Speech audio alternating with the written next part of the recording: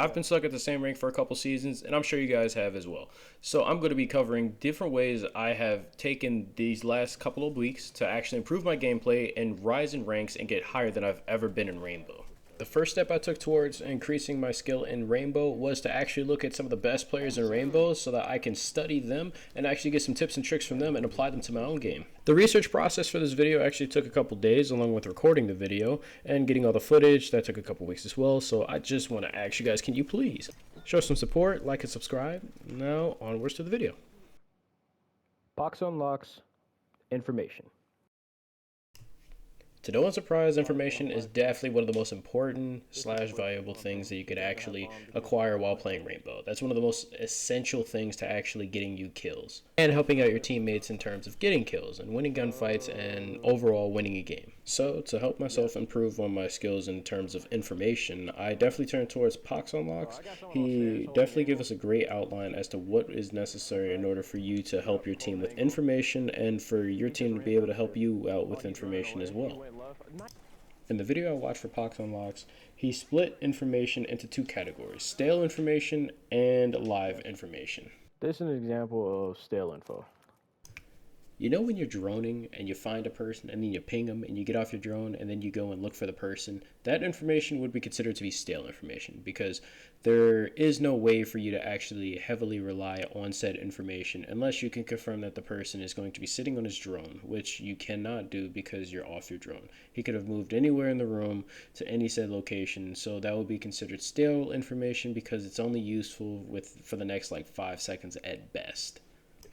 Now, even though I gave droning as one example, there are plenty of other examples. Say, for instance, you're on cams and you see a person and you ping them and then they shoot the camera. That information is now stale information. It's going to go dead in the next like 3 seconds. Even though the information doesn't actually last that long, it's still a very valuable piece of helping your team with their gunfights. Now, that quick information could set someone up for a quick headshot, or even have an idea as to where the person will potentially be coming from based off of the possible ways that they could attack said location that your teammate is in. Next is live information. Now, live information would be as though you have someone on a cam or a drone and they're going to be say, for instance, you're going into a place and you have someone droning it out for you. You're reaching into a building. As they're droning it out, they can actually give you live information as to where people are in said room. They can give you live pings. Now, these live pings, they wouldn't necessarily be hard pings, even though they could be, but they're live callouts and they're completely updated and very reliable. They last for as long as the person is able to give the callouts. So that would be considered live information. All this information that you gather while playing the game is super useful. It grants you opportunities to kill people before they actually have the chance to see you. You could even kill people through walls. You could even get the edge up on someone in a gunfight by swinging them first. But even though all this information can be collected, it's only useful as long as it's relevant. So it's very important for you to give relevant callouts when on the mic and for your teammates to give relevant callouts as well. No one wants to get a call out from 30 seconds ago saying that the person was seen at such and such. Now, even though that's somewhat of an idea if a person was camped out there, but it's not really useful given the fact that they could be anywhere in the map within 30 seconds. Honestly, within 10 seconds, they could be anywhere in the map. Now, I actually sat down with some friends to actually test this and see how far someone can get from 10 seconds, within 10 seconds, how far they can get across the map from the place that I pinged them. And it's actually very interesting to see that by the end of the 10 seconds, they have started on the 3rd floor and were actually able to make it to the bottom floor, to the 1st floor, within just 10 seconds of the last ping that I had on them. So remember to give your callouts as quickly as possible so you can best help your team. So it's very important for you to give out relevant callouts to the situation that your teammates will be in. So if you're on cams and you see someone and then the camera gets shot, you could say, person last seen such and such, and then you just go mute after that because you don't have any more reliable information. You don't want to be that guy that's trying to backseat game on your teammates and trying to give them direction as to where the person last was when it's no longer useful information. Another couple big things that really helped improve my gameplay that I learned from Pox Unlocks was to actually rely on information more, in a sense of like getting Valkyrie cams, Mozzie, or even bulletproof cams. All of these help your team. In addition to getting more operators that help out with cameras, you could also drone with teammates in order to get into buildings. This is probably one of the most beneficial things that Pox Unlocks actually gave me and that I use with my teammate. Mostly because his aim is cracked and I'm able to give him callouts, so it gives him the opportunity to shoot people through walls or even win a gunfight because he's swinging the person first and knows where he is. That little bit of information grants my teammates opportunities to get quick and easy kills that puts us ahead of the other team just from the start of the round.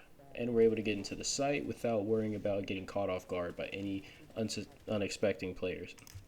The next tip that I got from Poxon is that drone phase is not phone phase. You should be using the drone phase time to gather information about the enemy team, their site setup, who they're playing as, and then cooperating with your teammates in order for you to create a plan and attack them with the best strategy that you guys can come up with, increasing your chances of winning. So you guys also work as a team in the process, making the whole thing flow much smoother. Lastly, Pox Unlocks recommends making friends in Rainbow. Now, it sounds easier said than done, but playing the game and just having your microphone on while in lobbies is a great opportunity for you to meet new people and possibly squad up with them and make new friends. Having people that you're playing the game with that are on comms and able to give you callouts and information as to where people are inside the game definitely increases the overall intelligence of everyone on your team, making it so much easier to pressure the other team and get the dub. Athenio mindset. He starts by dividing the mindset of players into two categories, casual and competitive.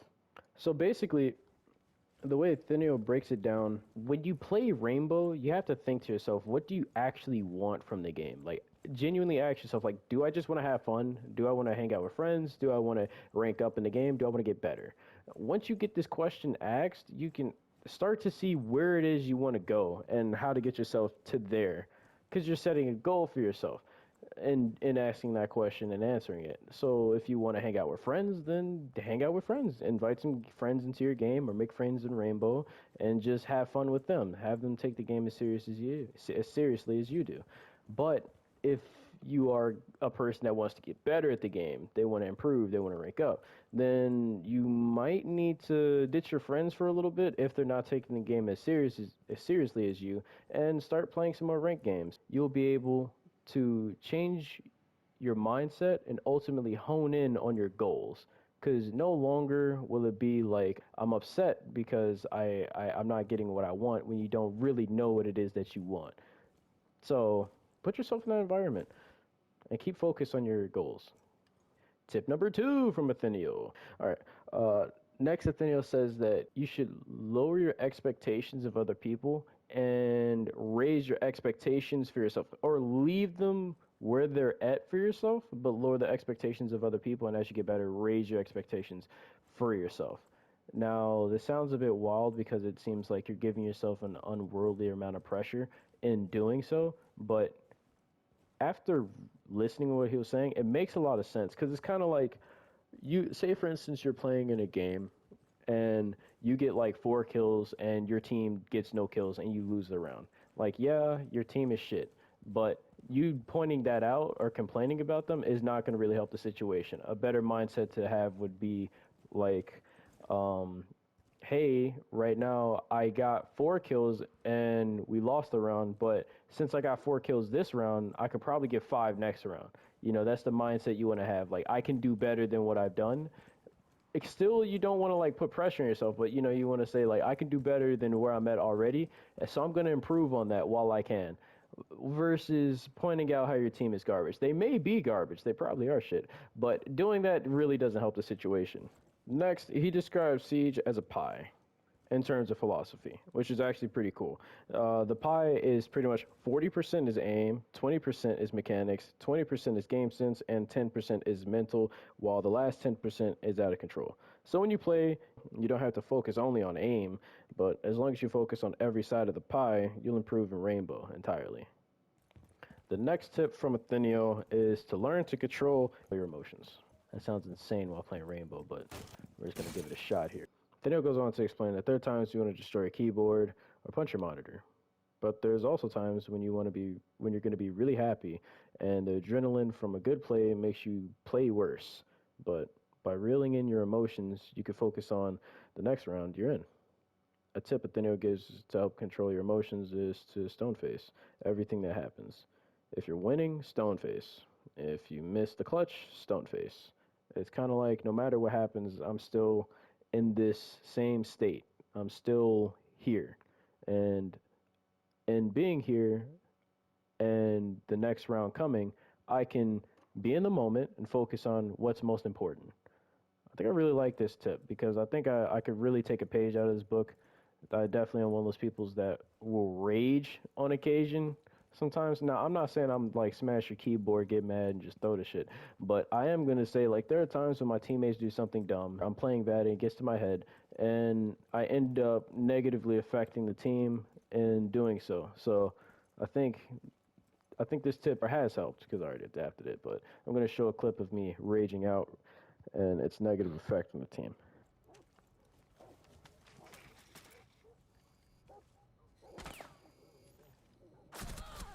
Oh, fuck.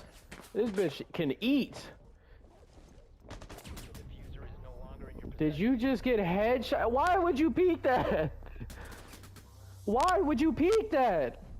Why? Why would you peek that? If she ran, you wait till she gets closer.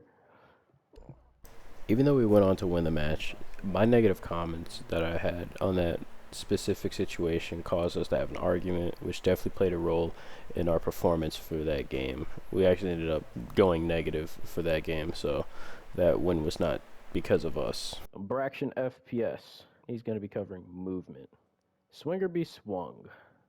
The beautiful meta of Rainbow. Now, Swinger be swung is based off of ping. Now, ping is, let me see, where's my HUD at? Ping is that thing in the top right corner of the leaderboards. That is the amount of time it takes for your console to send a message to a server that's on the internet and then back to your console. Now, the time on there is milliseconds, so it'll take me 16 milliseconds in order to relay information, small bits of data towards that server. Now, those small bits of data is little things like where I'm standing, I'm aiming, I'm leaning left or right, or like my gun has 31 shots in it. Anything that is small information is updated within said time frame. So I have 15 milliseconds behind every update that is being sent out. That creates a little bit of a delay in between the plays that happen. This delay, or peeker's advantage, takes effect specifically whenever players are actually swinging people that are standing still. So when you go to peek somebody that's standing still, you're able to see them for a couple milliseconds before they can see you. Like, the server has to refresh your information, has to pick up new information for you, but they're completely loaded in because they're sitting still. So it makes it easier for you to see them a couple milliseconds before they can see you, giving you an advantage in any gunfight that you swing first. To beat peeker's advantage, all you have to do is peek the person that's going to be peeking you at the same time or before they do, and you'll be able to win most gunfights that way, or at least get a decent advantage in them. But that's going to bring us towards the end of the video. I've applied everything, and I was able to make it to Platinum 2 after a couple weeks of just using everything. So hopefully you could apply these things as well and get somewhere even further than your current rank. Thank you so much for watching. Hope you have a great day.